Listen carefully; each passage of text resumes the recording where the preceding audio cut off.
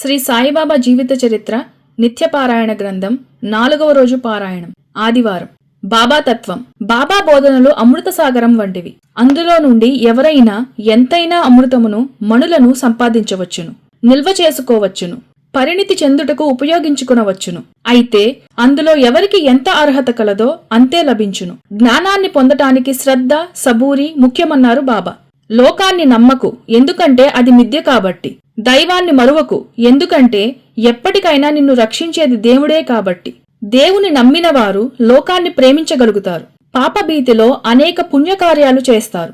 శక్తికి మించిన పని చేయాలనుకోవడం అహంకారం అంటారు బాబా. మనం ఎన్నో జన్మలు ఎత్తి ఉంటాము, అలాగే మానవ జన్మలు కూడా ఎన్నో ఎత్తి ఉంటాము. కాని మాయ వల్ల ఆ జన్మ రహస్యాలు మనకు తెలియవు. కేవలం అవతార పురుషులైన శ్రీకృష్ణుడు, సాయినాథుడు లాంటి వాళ్లు మాత్రమే ఈ మాయను ఛేదించగలరు. అందుకే బాబా మసీదులో చేసే అనేక ప్రసంగాలలో ఈ జన్మల గురించి చెబుతూ మనల్ని ఆశ్చర్యపరుస్తూ ఉంటారు. భూదానాలు, మందిర నిర్మాణాలు మొదలగునవి పూర్వజన్మ సుకృతము వలనే సాధ్యమవుతాయి. వాటికి అనుబంధంగా మనకు భగవంతునిపై ప్రేమ, భక్తి, భజన, నామ సంకీర్తన మొదలగునవి ఉద్భవించి తద్వారా అతి త్వరలోనే భగవంతునితో ఐక్యమవగలము. నా నామకీర్తన చేసిన వాడికి నేను రుణగ్రస్తుడను, సేవకుడను, వారికి బానిసను అంటారు బాబా. భజన అయిన తర్వాత సాధ్యమైనంత ఎక్కువ కాలం మౌనంగా ఉండాలి. భగవంతుని నామస్మరణతో కట్టివేయవచ్చు. సంకీర్తన అనేది సాంఘిక ఐకమత్యాన్ని సృష్టిస్తుంది అంటారు బాబా. బాబా అనేవారు, నా ఆధ్యాత్మిక ఖజానా పూర్తిగా నిండుగా ఉంది, కానీ దానిని తీసుకువెళ్లటానికి ఎవరూ రావటం లేదు. అదే నా బాధ. నా దగ్గరకు వచ్చిన ప్రతివారు సంతానం కోసమో, సౌభాగ్యాన్ని ఆశించో, మరేదో ఇహికపరమైన సుఖాలను ఆశించో వస్తున్నారు. ఈ సంతోషమంతా తాత్కాలికమే. మానవుడు తన కర్మానుసారంగా ప్రవర్తిస్తాడు. మంచి చెడుల భేదం తెలియని వారు, నాపై భక్తి లేనివారు, సాటి మనిషి పట్ల దయా ప్రేమగుణం లేనివారు ఈ జనన మరణ చక్ర ఉచ్చుల్లో పడతారు. అప్పు తీసుకుని తీర్చని వారు, మంచివారిగా నటిస్తూ మోసాలకు పాల్పడేవారు, ఎదుటివాటి మెప్పు కోసం, తమ గొప్ప కోసం ఇతరులను వంచేవారు, కించపరిచేవారు కూడా ఈ చక్రం ఉచ్చులో చిక్కుకొని విలవలాడిపోతారు. తను చేసిన పాపాలకు, తప్పులకు పశ్చాత్తాపపడుతూ పాపభీతి కలిగి అసత్యమాడనివాడు ముముక్షువు. సత్సాంగత్యంలో అనుక్షణం నన్నే తలిచేవాడు సాధకుడు. అనుక్షణం ఆధ్యాత్మిక ఆనందంలో తేలియాడేవాడే నిజమైన సాధకుడు. అన్నిటికన్నా ఆత్మజ్ఞానం సర్వశ్రేష్టమైనది. దానిని పరిపూర్ణంగా పొందినవాడు పరమాత్మలో ఐక్యమవుతాడు. భగవంతునికి సర్వస్య శరణాగతి చేయాలి. అప్పుడే మానవుడు ముక్తిని పొందుతాడు. ఈ సృష్టికి కారణమైన నిత్య చైతన్యంలో ఐక్యమవ్వటమే ముక్తి. మిగతావన్నీ నిరుపయోగకరమైనవి. నేను అనేది ఏమిటి తెలుసుకున్నప్పుడు అతనికి వాస్తవిక జ్ఞానం కలుగుతుంది. అన్ని పదార్థముల స్వరూపం తెలుసుకుని దానిని సమయోచిత ఉపయోగం చేసుకోగలుగుతాడు. ఏ విధముగా చూసినా ఆత్మజ్ఞానమే సర్వోన్నతము, సర్వసులభము అని తెలుస్తుంది. నేను ఉత్పన్నమై ఉండలేదు, ఇహ నాకు జన్మ మృత్యువెక్కడిది? నేను చిత్తమును కాను, ఇక నాకు శోకము మోహము ఎక్కడా? నేను కర్తను కాను, నాకు బంధమోక్షములు ఎక్కడా? శరీరము ఆత్మ యొక్క మందిరము, ఆత్మ శరీరము కంటే భిన్నము. శరీర స్వార్థములకు 10 ఇంద్రియములే ప్రధాన కారణం. 11వది మనస్సు. శరీరము ఆత్మకు మధ్య ఉన్న చైతన్యమే మనసు. ఇది నిత్యం రుచికరమైన భోజనము, భోగ విలాసాలు మొదలగునవి కోరుకుంటుంది. ఉన్నత పదవి, అధిక ధనము, కీర్తి ప్రతిష్టలు మొదలగునవి మనస్సు కోరుకుంటుంది. ఈ కోరికలను సాధించటానికే మానవుడు తన జీవితం మొత్తం దారపోస్తాడు. భగవంతుణ్ణి ఆరాధిస్తాడు. ఉచితాలు వదిలి తన స్వార్థం కోసం, ఈ కోరికలు సాధించటం కోసం చేయరాని పనులు చేస్తాడు. అవినీతి, మోసాలకు పాల్పడతాడు. ఆత్మీయులకు దూరమవుతాడు. అలా సమస్త పాపాలకు మనస్సు కేంద్ర బిందువవుతుంది. మోక్ష ప్రాప్తి దుస్సాధ్యమవుతుంది. ఆ దుష్కర్మల ఫలం అనుభవించటానికి అనేక జన్మలెత్తవలసి వస్తుంది. దొంగతనము, అవినీతి, హింస, మోసము, వ్యభిచారము చేసేటప్పుడు మన అంతఃకరణలో ఒక విధమైన ఆందోళన కలుగుతుంది. పాపపు పనులు చేసేటప్పుడు శరీరం కంపిస్తుంది. హృదయ స్పందన ఎక్కువగా ఉంటుంది. దీని అర్థం ఆత్మ ఈ పనులను అయిష్టపడుతున్నది. కారణం, ఇవి ఆత్మరుచికి, స్వార్థానికి వ్యతిరేకం. కాని మనిషి పరోపకారం, సేవ, దానం, త్యాగం మొదలగు పుణ్యకర్మలు ఆచరించేటప్పుడు హృదయంలో ఒక రకమైన సంతోషం, ఆనందం, ఉల్లాసం కలుగుతాయి. అంటే ఈ పుణ్యకర్మలు ఆత్మ యొక్క స్వార్థానికి అనుకూలం. అది అటువంటి పనులే ఇష్టపడుతుంది. ఆత్మకు సత్కర్మల వలన తక్షణమే సుఖం లభిస్తుంది. శరీరము వదిలి వెళ్లిన తరువాత కూడా జీవికి సద్గతి లభించుటకు సత్కర్మలే కారణం. ఇలా పరిశీలించి చూస్తే శరీర స్వార్థము, ఆత్మస్వార్థముల సమన్వయం సాధ్యం కాదు. ఒకదాని సుఖం రెండవ దానికి దుఃఖానికి కారణమవుతుంది. కారణం రెండిటి స్వార్థాలు పరస్పరం విరోధాలు. అలా ఈ రెండు విరుద్ధ తత్వాలలో మనం ఒకదానిని ఎన్నుకోవాలి. ఏ వ్యక్తి తనను శరీరమని భావిస్తాడో అతడు ఆత్మసుఖాన్ని లెక్క చేయడు. శరీర సుఖము కొరకు భౌతిక సంపదలు, విలాస సామాగ్రులు ప్రోగు చేసుకోవటంలోనే జీవితమంతా వ్యయం చేస్తాడు. అటువంటి వ్యక్తుల జీవితం పశుప్రాయంగా పాపంతో నికృష్టంగా ఉంటుంది. ధర్మము, ఈశ్వరుడు, భజన, అన్నదానం, అఖండ భగవన్నామ సంకీర్తనలు పుణ్యము, పరమార్థము చర్చ చేసినప్పటికీ యథార్థానికి అతని పుణ్యము పరలోకము. స్వార్థ సాధన యొక్క 4 గోడల మధ్య ఉంటుంది. కీర్తి ప్రతిష్టల కొరకు, తన అహంకార తృప్తి కొరకు, ఇతరులపై తన అధికారాలు చలాయించటానికి ఎప్పుడైనా వారు ధర్మాన్ని ఆశ్రయిస్తూ ఉంటారు. అలాగే వారి మనఃస్థితి ఎల్లప్పుడూ శరీర సంబంధమైన స్వార్థ సాధనలోనే నిమగ్నమై ఉంటుంది. కాని మనుష్యుడు ఆత్మస్వార్థం స్వీకరించగానే వాని అవస్థ విలక్షణము, విపరీతము అవుతుంది. భోగము, ఐశ్వర్యము కొరకు చేసే ప్రయత్నము పిల్లలాట వలె కనిపిస్తుంది. శరీరము వాస్తవానికి ఆత్మకు ఒక వస్త్రము, ఒక పనిముట్టు మాత్రమే. అది మహత్వపూర్ణమైన విషయంగా కనిపించదు. శరీర సుఖభోగాల కొరకు జీవితం వంటి బహుమూల్య వస్తువును వృధా చేయనివ్వద్దు. ఆత్మభావన మేల్కొన్న మనిషి తనను తాను ఆత్మగా భావిస్తాడు. అలా తనను ఆత్మగా భావించిన వ్యక్తులు ఎల్లప్పుడూ ఆనందమయ స్థితిని ఆస్వాదన చేస్తారు. ఎవరికి ఆత్మజ్ఞానం కలుగుతుందో అతడు చిన్న చిన్న సంఘటనలకు ప్రభావితుడు, ఉత్తేజితుడు, అశాంతుడు కాడు. జనన మరణాలు, భోగరాగాలు, మానవామానాలు, లోభక్రోధాలు మొదలగు వాటికి చెందిన ఏ ఘటన వానిని అత్యధిక క్షోభితంగా చేయదు. అటువంటి వ్యక్తి ఎప్పుడూ భగవంతుని మీదే ధ్యాస పెట్టుకుని ఉంటాడు. నన్నే పూజిస్తూ ఉంటాడు. చివరకు ముక్తిని పొందుతాడు. నీవు శరీరము, జీవివి కాదు, సాక్షాత్ ఈశ్వరుడువే. అలా ప్రతి మానవుడు దైవస్వరూపమే అంటారు బాబా. నేను మనస్సు కంటే భిన్నము, దాని శక్తి మీద ఆశ్రితుడనై లేను. నేను మనస్సు యొక్క సేవకుడును కాదు, శాసకుడును. నేను బుద్ధి, స్వభావము, ఇచ్ఛ మరియు ఇతరమైన సమస్త మానసిక ఉపకరణాలను నా నుండి వేరు చేయగలుగుతాను. నేను అజరము, అమరము, అవికారి మరియు ఒక రసమును నేనున్నాను, ఉంటాను. నేను విశుద్ధనైనాను. ఆత్మ పరమాత్మల ఏకత్వాన్ని అనుభవిస్తున్నాను. సమన్వయవాదము భారతీయ సంస్కృతిలోని ఒక గొప్ప గుణము. నేటి భారతీయ సంస్కృతి అత్యంత ప్రాచీనమైనది. మానవుని ఆధ్యాత్మిక ప్రగతికి కర్మ, జ్ఞాన, ఉపాసనలు అవసరమున్నది. వాని సమన్వయము పూర్తిగా వేదములతో లభ్యము కాగలదు. విద్వాంసులు ఋగ్వేదమును జ్ఞానమునకు సంబంధించినదిగాను, యజుర్వేదమును కర్మకు సంబంధించినదిగాను, అధర్వణ వేదమును ఆధ్యాత్మికతను వివరించున్నదిగాను చెప్పినారు. కాని వేదములలోనే అడుగడుగునా 4 వేదములలో వాని జ్ఞానము ఒక్కటే అని ప్రకటింపబడినది. ఈ 4 వేదములను ఒకే భగవద్జ్ఞానము నుండి ఆవిర్భవించబడినవి. వేదములు ఇట్లు స్పష్టంగా ప్రకటించినవి: మానవులందరూ కలిసి ఉండవలను, ప్రేమతో పరస్పరము మాట్లాడుకోవలను, అందరి మనస్సులలోనూ ఐక్యతాభావము నెలకొనుగాక, వారు విరోధము లేని జ్ఞానమును పొందుదరుగాక, మానవులందరూ జ్ఞానోపాసనల యందు మనస్సును లగ్నము చేయవలయును, అందరి మనస్సులలోనూ ఒకే విధమగు ఉన్నత భావనలు ఉండుగాక. అది ప్రజ్ఞానం. బ్రహ్మ యజుర్వేదం ఇలా శాసిస్తుంది: ఈ జగత్తులో పరమాత్మ ఎల్లప్పుడూ అంతటా ఉన్నాడని తలచి ఎవరి ధనమును కోరవద్దు. కాని ఆయన న్యాయానుసారముగా నీకై ఎంత ఉంచినాడో దానితోటే జీవితంను నిర్వహించుకునుము. జీవితాంతము ఈ మార్గమునందే పయనించినచో, ప్రవర్తించినచో మోక్షము లభించును. వేదములలో మోహము, లోభము, కామము మున్నగు దుర్గుణములు నిందింపబడినవి. ఇట్టి వ్యక్తి ఈ లోకములోనూ పరలోకములోనూ కూడా దండింపదగినవాడు. వ్యక్తిగతమగు స్వార్థమును వదిలి సమాజములోని వారందరితో ప్రేమపూర్వకంగా పరోపకారంతో వ్యవహరించుట ప్రశంసనీయము, ఆచరణీయము అని చెప్పబడినది. స్వార్థపరుడు, ఇంద్రియలోలుడు, ఇతరులకు హానిని కలుగుజేయువాడు నగు వ్యక్తి నిందింపదగినవాడు, హేయమైనవాడు అని చెప్పబడినది. బాబా హితబోధనలు. దానగుణాన్ని బాబా బాగా ప్రోత్సహించారు. అనాథలకు, పేదలకు, రోగులకు, అంగవైకల్యం కలవారికి సాయం చేయమన్నారు. లోబిగా ఉండకు, లోబిగా బ్రతుకకు, సాటి మానవులపై దయచూపమన్నారు. అందరితో వినయంగా, దయగా, ప్రేమగా, మర్యాదగా ఉండటం మంచిది. అయితే మోసగాళ్ల పట్ల కఠినంగా ఉండమంటారు బాబా.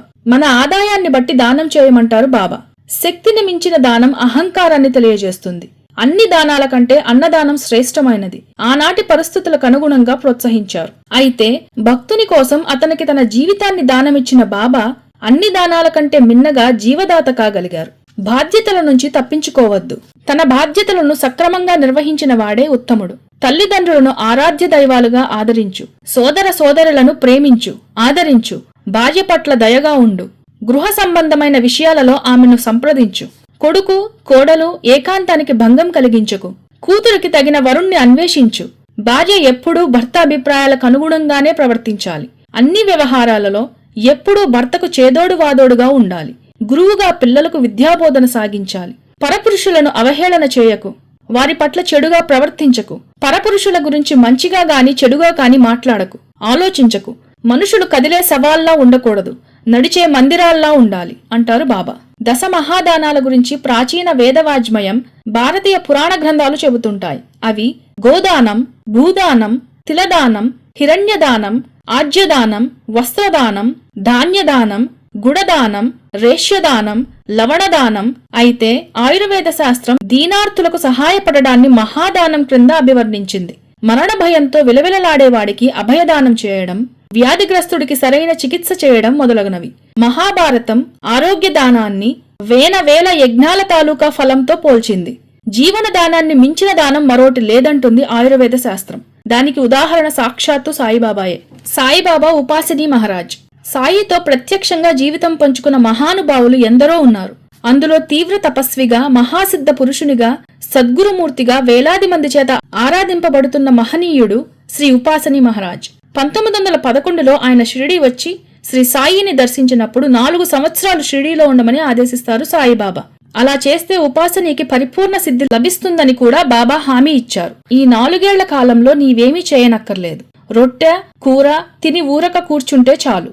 మిగిలినదంతా నేను పూర్తి చేస్తాను అని ఆయనకు హామీ ఇచ్చారు సాయిబాబా. షిరిడీలో కొందరు సాయి భక్తులు నిర్వహిస్తున్న భోజనశాలలో మొదట్లో భోజనం చేసేవాడు ఉపాసని. కాని కొంతకాలం గడిచాక ఆ భోజనశాల నిర్వాహకులకు ఉపాసనీకి మధ్య ఏవో మనఃస్పర్ధలు కలిగాయి.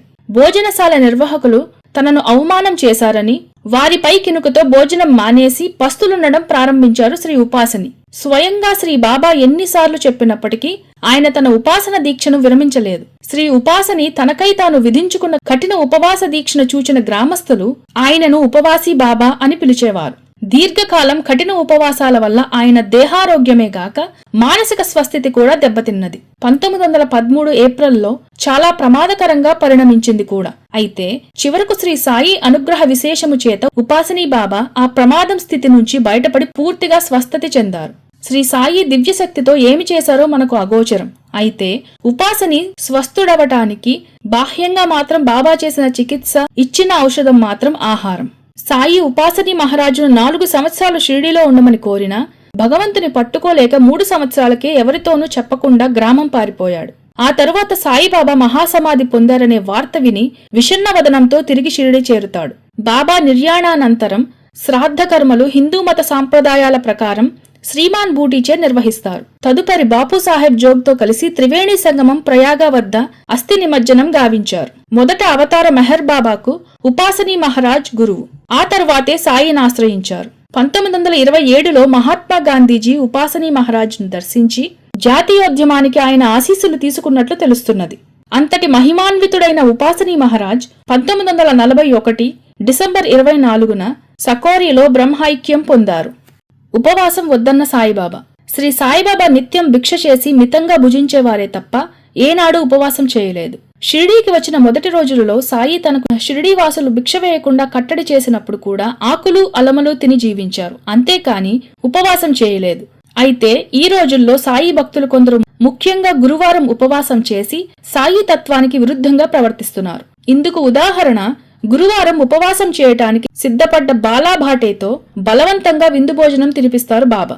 అలాగే అనేక సార్లు తన ప్రియభక్తుడైన తాత్యాతో కూడా ఉపవాస భంగం చేయించారు సాయి. అలాగే భజన అనే పదానికి చక్కని నిర్వచనమిస్తారు బాబా. భజనకు భావమే ప్రాణం. భజన అంటే బృందగానం కాదు, మన ఇష్టదైవం పట్ల మనకున్న ప్రేమ ఇంకా అనంతంగా అనన్యంగా పెరగాలన్న ఆర్తికి, ఆ ఆర్తికి మన హృదయాలలో నిగిడిస్తున్న రసస్పందనకు వ్యక్త రూపమే భజన. మహామహిమాన్వితుడైన శ్రీ సాయి రూపం, శ్రీ సాయి అవ్యాజ ప్రేమ సరళి, ఎంత ఆలోచించినా అంతుపట్టని శ్రీ సాయి తత్వం అమోఘమైనవి. 1886లో 3 రోజులు దేహత్యాగం చేసిన తరువాత తిరిగి తమ దేహంలో ప్రవేశించి 32 సంవత్సరాలు అదే దేహంతో సంచరించిన శ్రీ సాయి కన్నా మృత్యుంజయుడెవరు? బాబా మృత్యుంజయుడు. కనుకనే నా సమాధి నుండి కూడా నేను నా భక్తులను కాపాడుతా, వారి కోరికలను తీరుస్తాను అని హామీ ఇచ్చి దాన్ని ఆచరిస్తున్నారు. అందుకే శ్రీ సాయి నామం కన్నా మృత్యుంజయ మంత్రం ఏమున్నది? ఓం సాయి శ్రీ సాయి జయ జయ సాయి. ఓం సాయి జయ సాయి జయ జయ సాయి. ఓం సాయి జయ సాయి జయ జయ బాబా. శ్రీ సచ్చిదానంద సమర్థ సద్గురు సాయినాథ్ మహారాజ్ కి జై.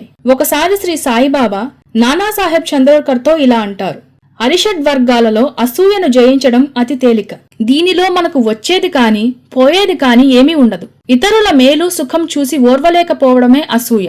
ఇతరులకు ఏదైనా మంచి గుర్తింపు కాని ఐశ్వర్యం కాని వస్తే అది చూసి ఓర్వలేక వారిని గురించి ఉన్నవి లేనివి కట్టుకథలల్లి దూషిస్తాం. వారికేమైనా కష్టం కలిగితే సంతోషిస్తాం. ఇది సరైనదేనా? వాడికెవడికో మేలు జరిగితే అందువల్ల నీకొచ్చిన నష్టమేముంది? కాని మనుషులు ఈ విషయం ఆలోచించరు. ప్రక్కవాడికి మేలు కలిగితే సంతోషించాలి, లేదా అది మనం పొందేందుకు ప్రయత్నించాలి. అంతేకాని ఆ బాగుపడ్డవాడు మనదేం లాక్కోలేదు కదా, వాడి కర్మ ఫలితంగా అది వాడికి లభించింది. దానికి ఊరికే వగచినందువలన లాభమేముంది? అందువల్ల మొదట అతి తేలికైన అసూయను జయించాలి. సాయిబాబా నానా చంద్రోర్కర్ల కలయిక. షిరిడీ సాయి దివ్య చరిత్రతో హేమాడ్ పంత్, సాయి సన్నిధిని తేజోవంతంగా తీర్చిదిద్దిన రాధాకృష్ణమాయి, షిరిడీ ఆశ్రమ వైభవానికి కనబడిని మహత్తర శక్తిగా మెలిగిన నానాసాహెబ్ చంద్రోర్కర్ మువ్వురు త్రిమూర్తులే. బాబా ఆశీస్సులు అందుకున్న అదృష్టవంతులే. నానాసాహెబ్ చంద్రోర్కర్ సాయి కందించిన ఆణిముత్యాలే రాధాకృష్ణమాయి, దాసగణు, హరి సీతారాం దీక్షిత్, హేమాడ్ పంత్, బివి దేవ్, తాత్య, సాహెబ్, నూల్కర్, వీరేగాక ఇంకా ఎందరో మహానుభావులను సాయికి పరిచయం చేసిన ఘనత నానా చంద్రోర్కర్కే దక్కింది. నానాసాహెబ్ తన తండ్రి వలనే శాస్త్రాలు, శంకరాచార్య వ్యాఖ్యతోటి భగవద్గీతను సైతం చక్కగా అధ్యయనం చేసిన చక్కని పండితుడు. బివి దేవ్ వంటి ఎందరో సాయి భక్తులు ఇతనిని గురువుగా భావించేవారు. 1860 సంవత్సరం మకర సంక్రాంతి నాడు జన్మించిన నారాయణ గోవింద్ చంద్రోర్కర్ ఉరఫ్ నానాసాహెబ్ రెవెన్యూలో పనిచేసి 1892లో జిల్లా కలెక్టర్కు కార్యదర్శిగా నియమితులైనాడు. ఒక జమీందారి కుమార్తె అయిన బయాజీబాయిని వివాహం చేసుకుని ఒక అమ్మాయి మైనాబాయిని మరో కుమారుణ్ణి పొందుతాడు. అయితే అతని మగబిడ్డ సరి అయిన వైద్య సహాయం లేక జబ్బున పడి మరణిస్తాడు. కేవలం తన బిడ్డ మరణించాడని దుఃఖించకుండా గత జన్మ సంస్కారం వలన పేద ప్రజలకు వైద్య సహాయం అందించి తద్వారా ఎందరో దీనులకు సహాయపడాలనుకుని తన స్వంత ఖర్చుతో కోపర్గాంలో ఒక పెద్ద ఆసుపత్రి నిర్మించి దానిని 18 సంవత్సరాలు నిర్వహించి ఆ తరువాత ప్రభుత్వం పరం చేస్తాడు. ఈ విధంగా తన బిడ్డ మరణం కారణంగా ఆసుపత్రి నిర్మించి ఎందరో పేద ప్రజానికానికి వైద్య సేవలందిస్తాడు. కరుణామయుడైన నానా ఉదార స్వభావానికి బాబా ముగ్ధుడవుతారు. నానా చంద్రోర్కర్ గొప్ప శ్రీమంతుడు, మరెంతో ఉన్నత ఉద్యోగి. ఉద్యోగంలో ఉన్నప్పుడే సాయిబాబా గురించి చాలా మంది చెప్పగా విన్నాడు, వారి మహిమలు విన్నాడు. అయినా అతనికి బాబాపై నమ్మకం కలుగలేదు. అయినా తనలాంటి ఒక ఉన్నతోద్యోగి ఒక మామూలు ఫకీరుని దర్శించడమా అనే అహంభావం అతనిలో ఎల్లప్పుడూ ఉండేది. ఒకసారి షిరిడీ గ్రామకరణం అయిన అప్పా కులకర్ణి జమాబందీ కోసం నానాసాహెబ్ మకాం వేసి ఉన్న కోపర్గాంకు వెళుతూ బాబా అనుమతి అడుగుతాడు. బాబా అతనితో ఒకసారి నానా చంద్రోర్కర్ను నా వద్దకు రమ్మని చెప్పు అన్నారు. అతి కష్టం మీద సమయం చూసుకుని వినయంగా బాబా సందేశం వినిపిస్తాడు నానాకు. కాని అహంభావి అయిన నానా షిరిడీ వెళ్లకుండా ఆ మాటను తృణీకరించాడు. అయితే బాబా అతన్ని వదిలిపెట్టలేదు. అప్పా కులకర్ణితో మళ్లీ కబురు చేస్తారు. అయినా నానా లక్ష్య పెట్టలేదు. చివరిసారిగా అప్పా నానాతో సాయిబాబా మిమ్మల్ని రమ్మంటున్నారు, ఇది నిజం, ఆ తరువాత మీ ఇష్టం అని వచ్చేశాడు. పోనీ ఒకసారి షిరిడీ వెళ్లి బాబాను చూసొస్తే ఏమవుతుంది అన్న ఆలోచన మొదటిసారిగా వస్తుంది నానాకు. ఆ మరునాడే షిరిడీ వెళ్లి బాబాకు సాష్టాంగ నమస్కారం చేసుకున్నాడు. బాబా నన్ను ఎందుకు పిలిచారు? కారణమడిగాడు నానా. ఆ మాటల్లో అహంకారం ఉంది. బాబా తనను దక్షిణ అడగటానికే పిలిచారనే మరో శంక కూడా ఉంది లోలోన. సాయిబాబా అతనిని చూస్తూ ముగ్ధ మనోహరంగా నవ్వారు. ఆ నవ్వుకు ఒక్క క్షణం తన్మయుడైపోయాడు నానా. నానా, మన సంబంధం కొన్ని జన్మలది, అది తెలియజేయాలనే పిలిపించాను. అప్పుడప్పుడు వచ్చి వెళ్తూ ఉండు అంటారు బాబా. నానాకు అంతా అయోమయంగా ఉంది. ఈ జన్మల సంబంధమేమిటో అతనికి నమ్మబుద్ధి కాలేదు. అంతేకాదు బాబా దక్షిణ కోసం భక్తులను పీడిస్తారని విన్నాడు. అదేమీ లేకుండా తను సమర్పించిన చిరుకానుకను కూడా తిరిగి తనకే ఇచ్చివేశారు. చివరకు బాబా నానా బలవంతం మీద ఒక చిన్న బాదం పప్పు తీసుకుని మిగిలినవి అతనికే ప్రసాదంగా ఇచ్చివేశారు. అలా ఇచ్చేటప్పుడు బాబా చేతి స్పర్శకు పులకించిపోతాడు నానా. నానా సెలవు తీసుకుని బాబాను గురించి మరో కోణంలో ఆలోచించడం మొదలుపెట్టాడు. ఆ సమయంలోనే కోపర్గాం దాని చుట్టుప్రక్కల గ్రామాలలో ప్లేగు మహమ్మారి విజృంభించింది. ఆనాటి బ్రిటిష్ ప్రభుత్వం దానికి విరుగుడుగా ప్రజలకు ముందుగా ప్రభుత్వ ఉద్యోగులందరూ విధిగా టీకాలు వేయించుకోవాలని ఆదేశాలు జారీ చేసింది. అలా టీకాలు వేయించుకుంటే ఏమి ప్రమాదమోనని నానా కంగారు పడతాడు. అప్పుడు ఆపద్బాంధవుడిలా సాయిబాబా అతని మదిలో మెదులుతారు. అంతే, క్షణాలలో షిరిడీ వెళ్తాడు సాయి దర్శనానికి. సాయి అతన్ని సాదరపూర్వకంగా ఆహ్వానించి ఆ టీకాల వల్ల ప్రమాదమేమీ జరగదని అభయమిస్తారు. ఎంతో వాత్సల్యపూర్వకంగా వెంటనే అతడు అహ్మద్ నగర్ వచ్చి తనతో పాటు తోటి ఉద్యోగులకు, ప్రజలకు టీకాలు వేయిస్తాడు. ప్రజలకు టీకాలు వేయించే కార్యక్రమం బాబా ఆశీస్సుల వల్ల జయప్రదంగా జరుగుతుంది. సాయి లీలలో తెలుసుకోవటం ఎవరితరం? ఆ రోజు నుంచి నానాసాహెబ్ షిరిడీ వచ్చి సాయినాథుని దర్శించడం మొదలు పెడతాడు. తానే కాదు, తన భార్య, కూతురు మైనాబాయిలను బాబా ఆశీస్సు కోసం షిరిడీ వెంట పెట్టుకొచ్చేవాడు. ఆ విధంగా బాబా ఆడించిన జగన్నాటక రంగంలో నానాసాహెబ్ చంద్రోర్కర్ ఒక అతి ముఖ్య పాత్ర పోషించటానికి రంగం సిద్ధమైంది. నానాసాహెబ్ చంద్రోర్కర్ బాబాతో సాన్నిహిత్యంగా గడుపుతున్న తొలి రోజులలోనే బాబా ఔన్నత్యాన్ని గ్రహిస్తాడు. బాబా మహిమలను, లీలలను కనులారా చూస్తాడు, చెవులారా వింటాడు. బాబాకు పూర్తిగా శరణాగతుడవుతాడు. తన అహంకారాన్ని బాబా పాదాలపై వదిలిపెడతాడు. మామలతాదారుగా తను ఊరూరా తిరుగుతూ బాబా మహిమల్ని, లీలల్ని విపరీతంగా ప్రచారం చేయటం తన ప్రవృత్తిగా పెట్టుకున్నాడు. బాబా మహిమలకు ఆకర్షితులైన ప్రజలు వేలకు వేలు షిరిడీ రావడం మొదలుపెట్టారు. ఈ విధంగా సాయి బోధలు ప్రచారానికి నానా ఎంతగానో తోడ్పడ్డాడు. అయితే అతనితో తాను శ్రీమంతుడనని, ఉన్నతోద్యోగి అనే అహంకారం లేకపోలేదు. తాను బాబాకు పెద్ద మొత్తంలో దక్షిణ ఇవ్వగలుగుతున్నానని, ఈ విధంగా బాబాను ఆదుకుంటున్నానని గర్వం కూడా లేకపోలేదు. బాబా ఇది గుర్తించారు. కోపర్గాంలోని దత్త మందిరానికి 300 రూపాయలు విరాళమిస్తానని ఒక సాధువుకు వాగ్దానం చేస్తాడు నానా చంద్రోర్కర్. కాని తరువాత ఎందుకో అతనికి ఆ డబ్బు ఇవ్వబుద్ధి పుట్టలేదు. కోపర్గాం నుండి షిరిడీ రావడానికి ఆ దత్త మందిరం మీద నుండే రావాలి. అలా వస్తే ఆ సాధువు కనిపిస్తాడని మందిరానికి వెనుకగా ముళ్లబాట మీద ప్రయాణం చేస్తాడు తన తోడల్లుడితో సహా. ఆ దారి ముళ్ల చెట్లతోనూ, ముళ్ల పొదలతోనూ దుర్భరంగా ఉంది. వారిద్దరికీ శరీరమంతా ఆ ముళ్లు చీరుకుపోయి గాయాలయ్యాయి. కాళ్ల నుండి, చేతుల నుండి ముళ్లు గుచ్చుకున్నాయి. నానా యాతన పడి షిరిడీ బాటలోకి తిరిగి ప్రవేశించేసరికి నానాకు తల ప్రాణం తోకకు వచ్చింది. తీరా ఇంత కష్టపడి సాయి సన్నిధికి చేరుకున్నా బాబా అతనిని కన్నెత్తి కూడా చూడలేదు. అతనిని పూర్తిగా నిర్లక్ష్యం చేసి ఇతర భక్తులను పరామర్శించసాగారు. చివరకు అతని తోడల్లుడి నమస్కారం కూడా స్వీకరించి అతన్ని పంపించి వేశారు. ఇదంతా నానాకు బాధ కలిగింది, అవమానం అనిపించింది. బాబా నన్ను మాట్లాడించరేమిటి? మెల్లగా తనలో తాను గొణుక్కోసాగాడు. నేను చెప్పినది గుర్తుంచుకో, నీ వాళ్లతో నేనెందుకు మాట్లాడాలి అన్నారు బాబా కోపంగా. నానాకు ఏమీ అర్థం కావటం లేదు. దారిలో ఆ దత్త మందిరం దర్శించకుండా, ఆ సాధువుకు మాట ఇచ్చిన 300 రూపాయలు ఇవ్వకుండా ఒళ్లంతా గాయాలు చేసుకుని ముళ్లబాటలో వస్తారా? ఇదేనా ఇచ్చిన మాట నిలబెట్టుకోవటం అంటే? నీ దగ్గర డబ్బు లేకపోయినా, ఇవ్వడం ఇష్టం లేకపోయినా ఆ సంగతి వారితో మృదువుగా చెప్పు. అంతేగాని గొప్పలకు వాగ్దానం చేసి తరువాత దాన్ని భంగపరిస్తే ఫలితం ఇలాగే ఉంటుంది అంటారు. నానా చంద్రోర్కర్కు తన తప్పేమిటో తెలిసి వచ్చింది.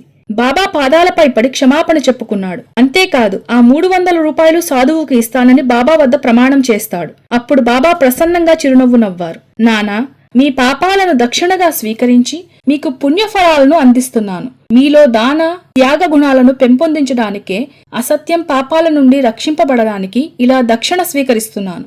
ఇది నా గురువాజ్ఞ అంటారు బాబా. ఒకసారి ఓ పేద బ్రాహ్మణ భిక్షకురాలు తనకు సహాయం చేయమని తాను కష్టాల్లో ఉన్నానని దీనంగా అర్థిస్తుంది. నానా భార్య బయాజాబాయి ఆమెకు 1 సేరు ధాన్యం ఇస్తుంది. కాని ఆమె తృప్తి పడక తనకు 4 సేర్లు ఇమ్మని ప్రాధేయపడసాగింది. నానాకు ఆవేశం కట్టెలు తెంచుకుంది. ఇచ్చింది తీసుకు వెళతావా లేక జవాను చేత గెంటించమంటావా అంటూ హూంకరించాడు. ఆమె వెళ్ళిపోయింది. తరువాత నానా షిరిడీ వచ్చినప్పుడు బాబా అతనితో మాట్లాడలేదు. ఎంతో ప్రాధేయపడగా బాబా అన్నారు, నీ ఉద్యోగం, హోదా చూసి ఆమెను అంత అవమానపరచాలా నానా? 4 సేర్లు ధాన్యం ఇచ్చే శక్తి నీకు నిజంగా లేదా? ఇవ్వటం ఇష్టం లేకపోతే అదే విషయం మృదువుగా చెప్పు. అంతేకాని నీ అహంకారం, అధికారం ప్రదర్శించకు. నిన్నింత ఉన్నత స్థితిలో ఉంచినందుకు భగవంతునికి కృతజ్ఞత తెలుపుకో. పేదలకు సేవ చేయటం భగవత్ సేవగా భావించు అనగా నానా చంద్రోర్కర్ బాబా పాదాల వద్ద శిరస్సు వంచి నమస్కరించాడు. ఇన్నాళ్లు తాను బాబాను పోషిస్తున్నానన్న అహంకారం అతనిలో నశించింది. నానాకు జామ్నాబాయ్ దర్శనమిచ్చుట. ఒకరోజు బుర్ఖా ధరించిన 2 ముస్లిం తల్లి కూతుళ్లు బాబా దర్శనం కోసం వస్తారు. బాబా కావాలనే ఆ సమయంలో నానాను తన ప్రక్కనే ఉంచుకున్నారు. కుమార్తె మంచి యవ్వనంలో ఉంది, సౌందర్యవంతురాలు. బురఖా తొలగించి బాబా పాదాలపై వాలి నమస్కరిస్తుంది. అంతే, చంద్రబింబంలో ఉన్న ఆ యువతి సౌందర్యం చూసి నానా ఒక్క క్షణం కలవరానికి గురవుతాడు. ఆ అందాల రాశిని మరలా మరలా చూసే భాగ్యం కలగాలని కోరుకుంటాడు మనస్సులో.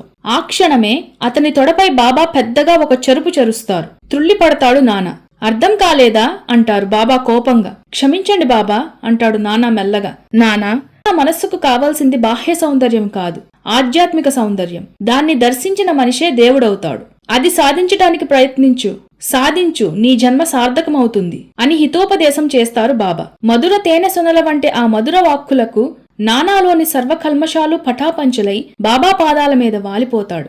ఇక ఎప్పుడూ అతన్ని ఏ మనోవికారాలు బాధించలేదు. సాయిని సద్గురువుగా భావించి అతనికి సేవ చేయటమే ఉత్తమ మార్గమని ఎంచుకున్నాడు.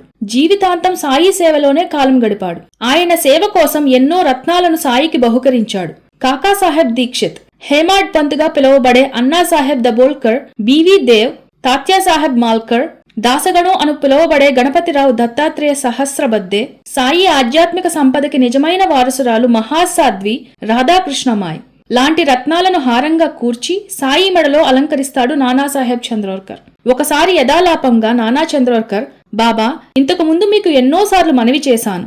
చోడిగాన్ వద్ద గల అడవిలో మహాన్వితురాలైన ఒక దిగంబర యోగి సంచరిస్తూ ఉంది. ఆ మహాయోగిని చూడాలని కుతూహలంగా ఉంది. మీరనుమతిస్తే అంటూ నీళ్లు నములుతాడు. దానికి బాబా నవ్వుతూ, ఆమెను తప్పక దర్శించు, నీకు మేలు జరుగుతుంది. ఆమె పేరు జాన్నూబాయ్. నేనే వెళ్లమని చెబుదామనుకుంటున్నాను, వెళ్ళిరా అంటారు. నానా సంతోషపడిపోతాడు. ఇన్నాళ్లు తిరస్కరించిన బాబా ఇంత త్వరగా అనుమతి ఇస్తారనుకోలేదు. పట్టరాని ఆనందంతో తక్షణమే తనిఖీ నెపంతో ఆ అడవికి బయలుదేరి వెళ్తాడు మంది మార్బలంతో. గ్రామదేవత ఆలయం దాటి నడుస్తూ ఏదో అలికిడి అయితే త్రుళ్ళిపడి తుప్పల వైపు చూస్తాడు. అటునుంచే జుట్టు విరగబోసుకుని గోధుమ రంగు శరీర ఛాయతో నగ్నంగా తన వైపే వస్తుందా సౌందర్య రాశి. నానాకు కళ్ళు బైర్లు కమ్మటం ప్రారంభించాయి. గడగడా వణికిపోయాడు.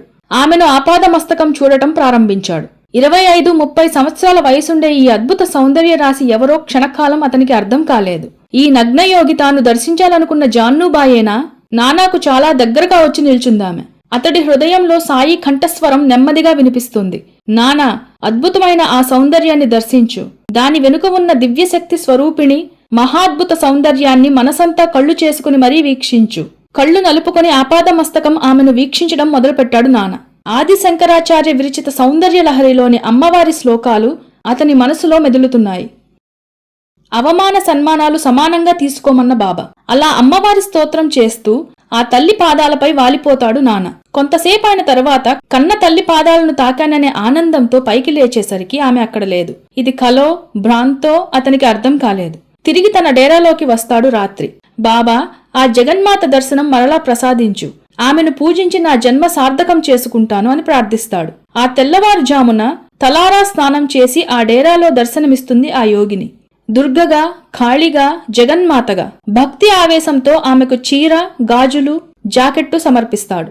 శ్యామలా దండకం స్తోత్రం చేస్తూ ఆమెను పూజిస్తాడు. ఆమె నానా శిరస్సుపై చేయి వేసి కన్న తల్లిలా ఆశీర్వదించింది. ఆ తరువాత నానా కప్పిన చీర, జాకెట్టు, గాజులు మెల్లగా తీసివేస్తూ శరవేగంగా ఆ డేరాలో నుంచి బయటకు పరుగు తీస్తుంది. ఇంతలో అక్కడికి వచ్చిన ఆమె తల్లి పూజ పేరుతో తన కూతుర్ని లోబర్చుకుంటున్నాడని నానాను నానా దుర్భాషలాడుతుంది. ఆ యోగిని దర్శనంతో, పూజతో అంతులేని ఆనందాన్ని అనుభవిస్తున్న నానా ఈ దుర్భాషణలను కూడా అవమానం అనుకోకుండా సంతోషంగా స్వీకరించాడు. సన్మానం, అవమానం అన్న సృష్టి ధర్మ రహస్యాన్ని బాబా తనకు అద్భుతంగా చూపించారనుకుంటాడు. ఆ మరునాడు ప్రయాణమై వెళుతూ కూడా బాబా ఆశీర్వాద బలంతో ఆమె దర్శనం పొంది పాదపూజ చేస్తాడు. అపరిమితమైన ఆనందంతో షిరిడీ వచ్చి బాబా దర్శనం చేసుకుంటాడు. ఆ సమయంలో ఎంతో ఉల్లాసంగా ఉన్న బాబా, నానా, తృప్తిగా యోగిని దర్శనం చేసుకున్నావా, పాదపూజ చేసుకున్నావా అంటారు. నానా పట్టరాని ఆనందంతో జరిగినదంతా బాబాకు పూసగుర్చినట్లు వివరిస్తాడు. అయితే ఒక సందేహం బాబా, ఆ యోగిని దర్శించాలని ఇంతకు ముందు ఎన్నిసార్లు కోరినా మీరు తిరస్కరించారు. మరి ఇప్పుడు కోరగానే దర్శనమిప్పించారు. కారణం తెలుసుకోవచ్చా? చనువుతో ప్రశ్నిస్తాడు నాన్న. వెన్నెల త్రుళ్ళినట్లు నవ్వారు బాబా. నానా, సంవత్సరం క్రితం వరకు నీవు స్త్రీని కేవలం సౌందర్యాది దేవతగా, భోగలాలసగా భావించావు. బుర్ఖా తొలగించిన ఆ యువతి సౌందర్యాన్ని మోహావేశంగా చూశావు. మరి ఇప్పుడో నా బోధనలను జీర్ణించుకున్న నీవు ఆ తరుణ యువతిని కన్నతల్లిగా, జగన్మాతగా ఆరాధించి షోడశ పూజ చేయగలిగే మానసిక ఔన్నత్యాన్ని పొందగలిగావు. యవ్వనంలో ఉన్న నగ్నయోగిలోని అంతః సౌందర్యాన్ని ఆస్వాదించగలిగావు. భక్తి రసావేశంతో నిర్మోహ దృష్టిని సాధించగలిగావు. రామకృష్ణ పరమహంస తన భార్య అయిన శారదాదేవిని ఇలాగే షోడశ పూజతో, జగన్మాతృభావంతో పూజించగలిగాడు. అందుకే అతడు పరమహంస కాగలిగాడు. కేవలం సుఖయోగి లాంటి ముక్తి సంగులు మాత్రమే స్త్రీ పురుష భేదం పాటించరు. నీ మనస్సు స్త్రీని జగన్మాతృభావంతో ఆరాధించడం మొదలుపెట్టిన మరుక్షణం నీకు ఆ నగ్నయోగిని దర్శనం కలిగించాలనుకున్నాను. అందుకే వెంటనే అనుమతి ఇచ్చాను అన్నారు బాబా. బాబా వాక్కులలోని పరమ సత్యాన్ని గ్రహించిన నానా చంద్రోర్కర్ కన్నీటితో బాబా పాదాలకు అభిషేకం చేస్తాడు. సాయిబాబా నానాను కాపాడుట. నానాసాహెబ్ అదృష్టం కొద్దీ అతనికి పండరీపురం బదిలీ అవుతుంది. తనతో పాటు బాబాను కూడా పండరీపురం తీసుకువెళ్లాలనుకుంటాడు. ఈ సంగతి సర్వజ్ఞుడైన బాబా గ్రహిస్తారు. నానా మధ్యదారిలో ఉండగానే బాబా మసీదులో కూర్చున్న మహల్సాపతి, అప్పా షిందే లాంటి భక్తులతో పండరీపురద్వారాలు తెరిచారు. కనుక మనమందరం పండరీపురం వెళ్ళాలి, మనమంతా అక్కడే నివసించాలని దైవం యొక్క కోరిక అనే అర్థంలో బాబా కవిత్వం రాసి వారందరి చేత భజన చేయిస్తారు. కొద్దిసేపటిలోనే అక్కడకు వచ్చిన నానా బాబాకు సాష్టాంగ నమస్కారం చేసి తనతో పాటు పండరీపురంలో నివసించవలసిందిగా ప్రార్థిస్తాడు. ఇదే విషయాన్ని బాబా అప్పటిదాకా అక్కడున్న వాళ్ళందరి చేత పాడిస్తున్నారని తెలుసుకున్న నానా ఆశ్చర్యపోతాడు. నానా మరోసారి బాబా పాదాలపై పడి ప్రయాణానికి అనుమతి కోరుతాడు. బాబా నానాకు పండరీపురం వెళ్లటానికి అనుమతిచ్చి ఊదీ ప్రసాదమిచ్చి ఆశీర్వదిస్తారు. ప్రతి భక్తుని హృదయంలో బాబా నిలిచేటట్లు చేసుకుంటే ఆయన ఆనందంతో భక్తుల కోరికలు నెరవేరేటట్లు చేస్తూ వాళ్ల అంతరంగాల్లో స్థిరంగా జీవిస్తారు. బాబా భక్తులు అంతకంటే కోరుకునేదేముంటుంది? బాబా మహిమ నానా ప్రచారం. నానా ఒకసారి మండు వేసవిలో ఉద్యోగరీత్యా హరిశ్చంద్రగుట్ట మీదుగా గుర్రం మీద ప్రయాణించసాగాడు. విపరీతమైన ఎండ వల్ల ఒక్క అడుగు కూడా ముందుకు వెళ్లలేకపోయాడు. అతని గుర్రం పరిస్థితి కూడా ఇంచుమించు అలాగే ఉంది. విపరీతమైన దాహం, వెన్నులో వేడి, అసహాయ స్థితిలో గుర్రం దిగి ఆ రాతి గుట్ట మీద వెల్లకిలా పడిపోతాడు. దిక్కుతోచక సాయిబాబాను బిగ్గరగా ప్రార్థిస్తాడు. రక్షించమని, కాపాడమని ఆర్త్రనాదాలు చేయసాగాడు. సరిగ్గా అదే సమయంలో సాయిబాబా తమ 2 చేతులను శంఖంలా మలచి పూరించబోతూ అర్ధాంతరంగా ఆగిపోయారు. ఏం జరిగింది బాబా అంటూ దర్బారులోని వారంతా ఆత్రంగా ప్రశ్నించసాగారు. అప్పుడు బాబా, నానా చచ్చిపోబోతున్నాడు, అందుకే శంఖం పట్టాను. అయితే బ్రతికించమని ప్రార్థిస్తున్నాడు, అందుకే శంఖం ఆపేశాను. నానాను చావనీయను అని గబగబా మసీదు అరుగు మీదకు వెళ్లి భయపడకు భయపడకు అని చెప్పి తిరిగి దర్బారులోకి ప్రవేశించారు. అదే సమయంలో ప్రాణాలపై పూర్తిగా ఆశ వదులుకున్న నానా వద్దకు ఒక బిల్లుడు వచ్చి, భయపడకు, నీ ప్రక్కన రాళ్లగుట్ట అడుగునే చక్కటి నీటి జల ఉంది, త్రాగు అని చెప్పి వెళ్ళిపోతాడు. నానా గబగబా ఆ రాళ్లను ప్రక్కకు తొలగించగా నిజంగానే మంచినీటి జల ఉంది. ఆత్రంగా నీరు త్రాగి ప్రాణాలు కాపాడుకుంటాడు. ఆ తర్వాత సందర్భవశాత్తు బాబా, ఏమయ్యా నానా, అంతటి ఎండలో ఆ గుట్ట మీద అలా ఒంటరిగానేనా ప్రయాణం చేయడం? సమయానికి నీ పిలుపు నా చెవిని సోకింది కాబట్టి సరిపోయింది, లేకుంటే ఏమయ్యేది అన్నారు నవ్వుతూ.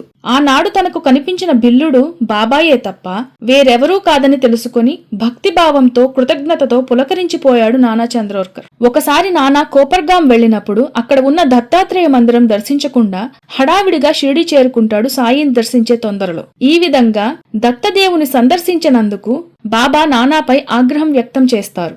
అందుకే తను గోదావరిలో దిగినప్పుడు తన కాలుకు ముళ్ళు గుచ్చుకొని చాలా బాధ పెట్టిందని చెప్పి తన తప్పు ఒప్పుకుంటాడు. ఈ విధంగా బాబా ఇతర గురువులను చులకనగా చూస్తే సహించేవారు కాదు.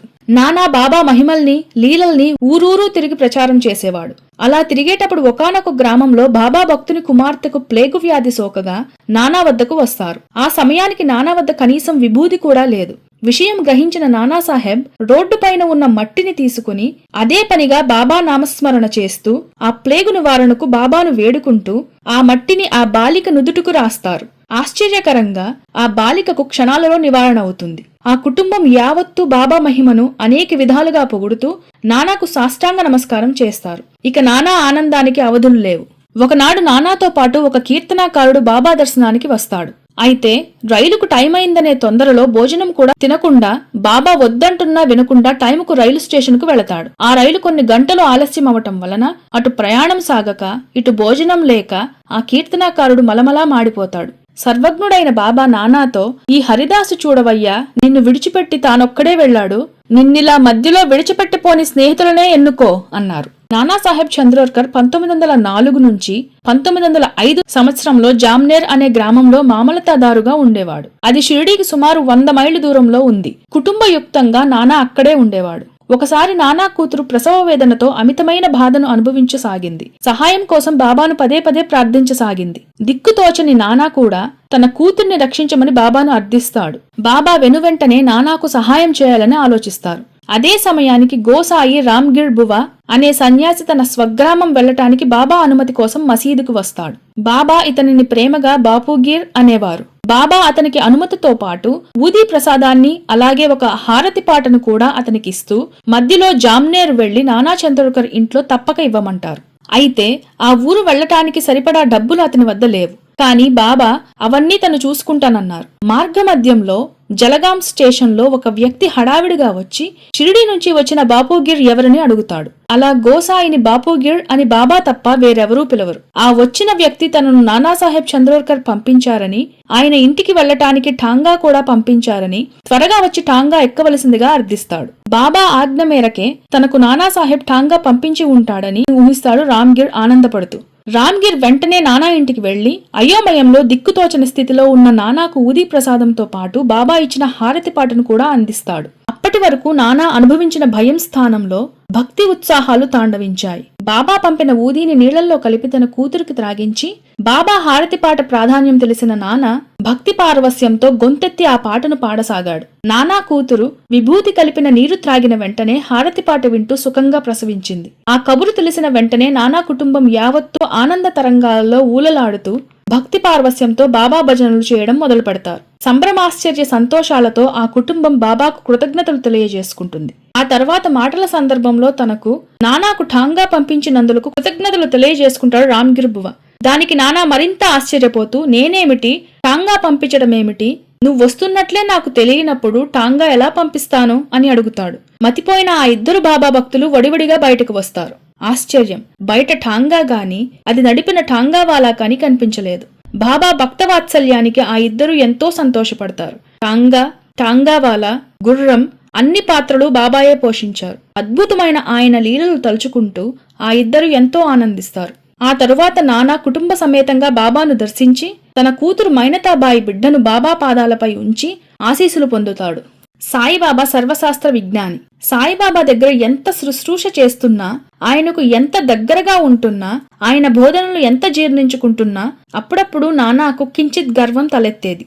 భగవద్గీతతో సహా అనేక వేదాంత గ్రంథాలు వెల్లవేసిన మహాజ్ఞాని నానా తన ఆధ్యాత్మిక జ్ఞానానికి, సంస్కృత భాషా పాండిత్యానికి గర్వపడుతూ ఉండేవాడు. ఒక రాత్రి బాబా పాదాలు ఒత్తుతూ భగవద్గీతలోని ఒక శ్లోకాన్ని మననం చేసుకుంటూ ఉంటాడు. తనలో తానే మెల్లగా గొణుక్కుంటాడు. ఏమిటి నానా, నీవు చదువుతున్నది? కొంచెం బిగ్గరగా చదువు అంటారు బాబా. ఇది సంస్కృతం బాబా, అందులోనూ భగవద్గీత అని నిర్లక్ష్యంగా జవాబిస్తాడు.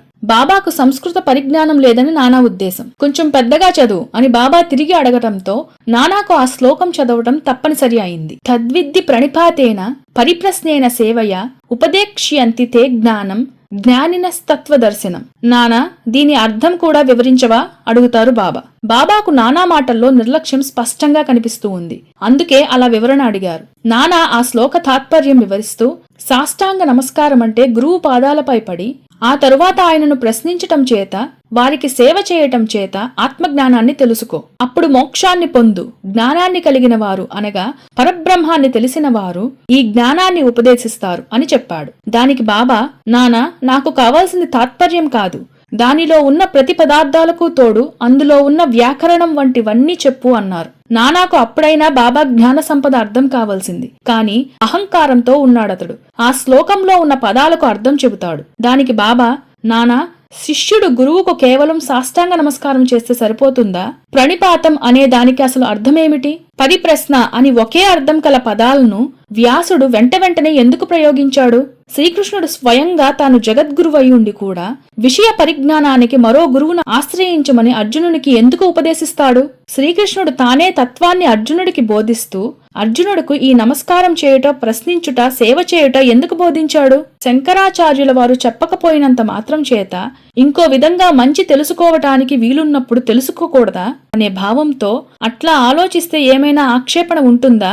ఇటువంటి పరిపరి విధాల ప్రశ్నలతో నానాను ఉక్కిరిబిక్కిరి చేస్తారు. నానా తెల్లబోతాడు. తనకేమీ తెలియదని చేతులెత్తేస్తాడు. బాబా 2 కాళ్లు పట్టుకుని తనకు జ్ఞానోదయం కలిగించమని బాబాను వేడుకుంటాడు. నానాలో అహంకారం పూర్తిగా తొలగిందని నిర్ధారణకు వచ్చిన బాబా ఆ శ్లోకాన్ని అసలైన అర్థం ఈ విధంగా వివరించారు. ప్రణిపాతేన, వట్టి నమస్కారం చాలదు, సాష్టాంగ నమస్కారం అంటే సర్వత్రా శరణాగతి కావాలి శిష్యుడు. తనువు, మనస్సు పూర్తిగా గురువుకు సమర్పించాలి. పరిప్రశ్న: ఊరికే ప్రశ్నించుట చాలదు, నిజముగా తెలుసుకొని దానిచే మోక్షప్రాప్తి ఆశించునదై ఉండాలి. సేవ: తన దేహం తనది కాదు, అది గురుని సొత్తు, అతని కోసమే ఉన్నది అన్న భావం దృఢంగా ఉండాలి. ఆ విధంగా సేవ చేయాలి. ఉపదేక్ష్యంతితే: అజ్ఞానం అని జ్ఞానోపదేశం చేయుట ఎట్లు? అజ్ఞాన నాశనం వల్ల గర్భాశయాన్ని మాయపొర చుట్టుకున్నట్లు, అద్దానికి మురికి పట్టుకున్నట్లు, అగ్నిని బూడిది కప్పివేసినట్లు జ్ఞానం అజ్ఞానంతో ఆవరించి ఉంటుంది అని భగవద్గీతలో శ్రీకృష్ణ పరమాత్ముడు చెప్పాడు. అజ్ఞానాన్ని తొలగిస్తే జ్ఞానం దానంతట అదే ప్రకాశిస్తుంది. అజ్ఞానమును తొలగించుట అను విషయం జ్ఞానమును గూర్చిన బోధ లేక అజ్ఞానము గూర్చిన బోధ? జ్ఞానమూర్తియగు జీవునకు జ్ఞానమును బోధించుట ఎందుకు? భ్రమగూర్చి అజ్ఞానం గురించి తెలుపుటకే ఉపదేశం నిర్దేశించబడింది. ఈ విధంగా ఆ శ్లోకం యొక్క భావాన్ని సూచిస్తూ వ్యాఖ్యానించారు సాయిబాబా. జ్ఞానోదయమైన నానాకు అహంకారం నశించి సాయినాథునికి సర్వత్రా శరణాగతుడయ్యాడు. సాయి తత్వం నానాను కరుణించుట హితబోధలు. నానా చంద్రకర్ షిరిడీ రావటానికి పూర్వం జరిగిన బాబాలీలలు ఎక్కువగా ఎక్కడా గ్రంథస్థం కాలేదు. కానీ ఆ లోటును గమనించిన చంద్రోర్కర్ బాబాతో సన్నిహితులుగా ఉండే భక్తులందరికీ స్వయంగా డైరీలు ఇచ్చి బాబాతో తమకు ఏ విశేషం జరిగినా అందులో రాయమని అర్థించేవాడు. అలా కొంతమంది భక్తులతో కొన్ని విశేషాలు రాయటం జరిగింది. అయితే అంతకుముందు బాబా జరిపిన లీలలు ఎక్కువగా గ్రంథస్థం కాలేదు. ఇది నిజంగా చాలా దురదృష్టకరమైన విషయం. సాయి భక్తులందరూ చింతించవలసినది. బాబా జీవిత చరిత్రను మొట్టమొదటిసారిగా రాసిన హేమాడ్ పంత్ కూడా ఇలా గ్రంథస్థం కానందువలన సమగ్ర సమాచారాన్ని మనకు అందించలేకపోయాడు. అయితే బాబా ఆశీస్సుల వల్ల ముఖ్య విషయాలను తెలుపగలిగాడు. బాబాకు జరగవలసిన నిత్య పూజలు, కార్యక్రమాలు, హారతులన్నీ నియమబద్ధం చేసిన ఘనత నానా చంద్రకర్కే దక్కుతుంది. పల్లె పల్లెలో బాబా గురించి ఉపన్యాసాలిస్తూ, బాబా గురించి లీలలు, మహిమలు ప్రచారం చేస్తూ సాయి తత్వాన్ని ఆ రోజుల్లోనే ప్రజల వద్దకు తీసుకువెళ్లాడు. బాబా 6 దశాబ్దాలు నివసించిన మసీదు ద్వారకామాయిని మరమ్మతులు చేయించి అందంగా నివాసయోగ్యంగా తీర్చిదిద్దిన ఘనత కూడా నానా చంద్రకర్కే దక్కుతుంది. నానా వస్తే నాకు అపరిమితమైన ఆనందంగా ఉంటుంది. పనులన్నీ చక్కబెట్టే సర్వ సమర్థుడు, నా ప్రియమైన భక్తుడు అనేవారు బాబా అందరితో. నా సాయిబాబా ఉండగా నాకిక లోటేమిటి, భయమేమిటి అనేవాడు నాన్న. బాబా పైగల అపార భక్తి విశ్వాసాలతో కించిత్ గర్వంగా. ఆ తరువాత కొంతకాలానికి దురదృష్టవశాత్తు మైనాబాయి భర్త, కుమారుడు హఠాత్తుగా మరణిస్తారు. నానా కుటుంబం యావత్తూ దుఃఖ సముద్రంలో కూరుకుపోతుంది. తరుణ వయసులో భర్తను, ఒకగానొక్క కొడుకును పోగొట్టుకున్న మైనాబాయి దుఃఖం భరింపరానిది, వర్ణాతీతం. ఆ కాలపు ఆచార్య వ్యవహారాలను అనుసరించి మైనాబాయి పునర్వివాహానికి అయోగ్యురాలు. ఇక ఆజన్మాంతం అలా వైధవ్యంలో బ్రతకాల్సిందే. నానా కూతుర్ని అలా చూడలేకపోతున్నాడు. జన్మ సంస్కారంతో పాటు వైరాగ్య భావాన్ని ప్రోగు చేసుకుని ఎంత ఓదార్చినా మైనాబాయి సరిపెట్టుకోలేకపోతుంది. శేష జీవితాన్ని బాబా పాదాల చెంత అర్పించమంటాడు నాన్న. ఆ మాటలతో నానా భార్య అప్పటి వరకు సాయిబాబాపై తనకు గల క్రోధాన్ని ఆపుకోలేకపోతుంది. ఇంకా దాని జీవితం సాయిబాబాకి ఎందుకు అంకితం చేయాలి? ఆయన తలుచుకుంటే దాని జీవితం ఇలా అయ్యేదా? అల్లుణ్ణి, మనుమణ్ణి బ్రతికించలేకపోయేవాడా? ఇంకా ఆయన్నెందుకు నమ్ముకోవాలి? ఏమి బాపుకోవాలని ఎక్కడో కొలిమిలో పడిపోయిన పసికందును బ్రతికించాడు. కనీసం ప్రసవం సుగమం చేసి బ్రతికించిన ఆయన ఆ బిడ్డన్నైనా బ్రతికించవచ్చుగా. కసాయివాడు బాబా. ఇక నుంచి మేమే కాదు, మీరు కూడా షిరిడీ వెళ్లవద్దు, సాయిబాబాని పూజించవద్దు, పిచ్చిదానిలా కేకలు పెట్టింది బాయాజాబాయి. మైనతాబాయి కూడా మనమిక షిరిడీ వెళ్లి సాయిబాబాని పూజించవద్దు నిష్కర్షగా చెప్పింది తండ్రితో. అయోమయంలో పడ్డ నాన్న షిరిడీ వెళ్లి తన బాధనంతా బాబాకు చెప్పుకున్నాడు. బాబా, ఇన్నాళ్లు మీకు చేసిన సేవకు ఫలితం ఇదా? ఇప్పటిదాకా ప్రజలంతా నన్ను మీ ముఖ్య భక్తులలో ప్రథముణ్ణని చెప్పుకుంటారు. మరి అటువంటి నాకు జరిగిందేమిటి? ఇప్పుడు వాళ్లంతా నన్ను అవహేళన చేస్తుంటే, మీ మహత్యాలను విమర్శిస్తుంటే ఎలా భరించేది? ఇక మీ భక్తులంతా మీ మహత్యాన్ని, మహిమల్ని ఎలా నమ్ముతారు? అంటాడు నిష్ఠూరంగా, ఆవేదనగా. నానా వైపు అదో రకంగా చూశారు బాబా. నానా, ఇన్ని సంవత్సరాలు నీవు నాకు సేవ చేసి ఇదేనా నన్ను అర్థం చేసుకున్నది? ఇంత స్వార్థంగా ఆలోచిస్తున్న నీవు నా నిజమైన భక్తుడవేనంటావా? సాయి తత్వాన్ని అర్థం చేసుకున్న జ్ఞానినేనంటావా? ఒకసారి ఆలోచించు. నీ ఆలోచనలను మహల్సాపతి వైపు మళ్లించు. నిత్య దరిద్రంలో కూడా నా నుండి ఏమీ ఆశించని మహాభక్తుడు, నాలో అతని ఆరాధ్య దైవం, ఖండోబాని చూసుకుంటున్న అతి పేద పూజారి, పస్తులతో ఉపవాసాలతో కుటుంబ యావత్తు బాధపడుతూ కూడా నా నుండి ఏమీ ఆశించలేదు. ప్రపంచంలో ఆకలి బాధ ఎంతటి భయంకరమైనదో నీలాంటి శ్రీమంతులకు అర్థం కాదు నానా. అటువంటి స్థితిలో కూడా కనీసం పిడికెడ అన్నం పెట్టమని కూడా ఆ దంపతులు నన్ను కోరలేదు. వారి లేమికి నన్ను నిందించలేదు. భగవంతుడు ఇచ్చిన దానితోటే వారు సంతృప్తి పడుతున్నారు. శ్యామ కూడా అంతే. వాడొక పిచ్చి భక్తుడు. నా సేవ తప్ప వాడికి మరొకటి తెలియదు. నీ అల్లుడు మరణాన్ని ఆపలేదనేగా నీ అభియోగం? ఎవరి కర్మఫలం వారు అనుభవించి తీరాల్సిందే. సాక్షాత్తు శ్రీకృష్ణ భగవానుడు మేనల్లుడు అభిమన్యుడు మరణాన్ని ఆపగలిగాడా ఆ పరమాత్ముడు? తొలిసారిగా గర్భిణిగా ఉన్న తరుణి స్త్రీ ఉత్తర వైధవ్యాన్ని అరికట్టగలిగాడా శ్రీకృష్ణుడు? మరి శ్రీకృష్ణ పరమాత్మను తన భక్తుల బంధువులను కాపాడలేని రాక్షసుడందామా? అపాండవం చేస్తానని ప్రతిన చేసి ఉత్తర గర్భఛేదనకు అశ్వత్థామ ప్రయోగించిన ఆ బ్రహ్మాస్త్రాన్ని నిర్వీర్యం చేసి ఆమె గర్భాన్నే కాపాడగలిగిన శ్రీకృష్ణ పరమాత్మ తన సొంత మేనల్లుడు అభిమన్యుణ్ణి ఎందుకు రక్షించలేకపోయాడు? ఉత్తర వైధవ్యాన్ని ఎందుకు ఆపలేకపోయాడు? ఉత్తర గర్భస్థ శిశువు ప్రాణం విలువ చేయదా వీరాది వీరుడు అభిమన్యుని జీవితం? నానా, ఈ సంఘటననే మరో కోణం నుంచి ఆలోచించు. మరణించిన నీ అల్లుడి తల్లిదండ్రుల దయనీయని స్థితిని గూర్చి ఒక్కసారి ఆలోచించావా? ఎంతసేపు నీ స్వార్థమేనా?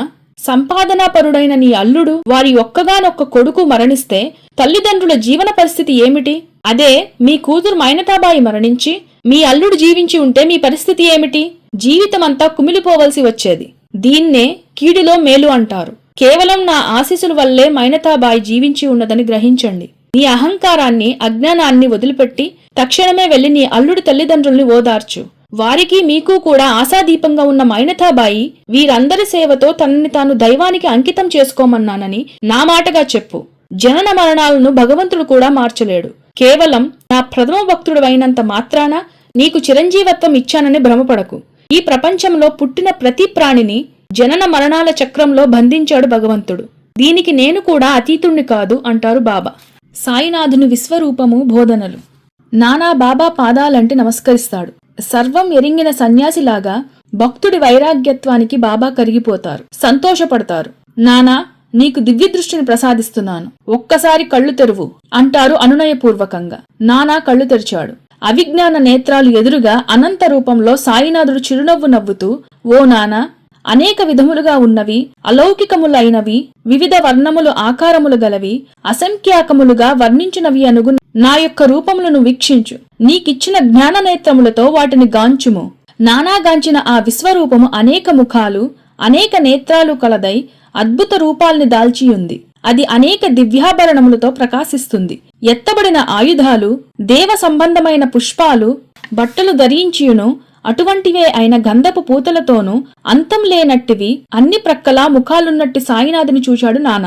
ఆకాశంలో వేలాది సూర్యుల యొక్క కాంతి ఒక్కమారు బయలుదేరినట్లయితే ఆ కాంతి మాత్రమే ఆ దేవుని కాంతికి సరిపోతుంది.